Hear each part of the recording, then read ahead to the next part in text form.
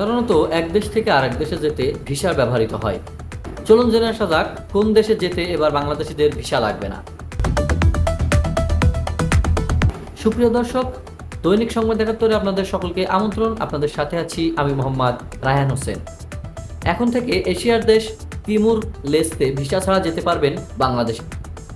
কূটনৈতিক অফিসিয়াল বা service পাসপোর্টধারীরা visa থেকে অব্যাহতি পেতে দেশ দুটির সঙ্গে একটি চুক্তি স্বাক্ষরিত হয়েছে। বৃহস্পতিবার এক সংবাদ বিজ্ঞপ্তিতে এ তথ্য জানিয়েছে মন্ত্রিপরিষদ বিভাগ।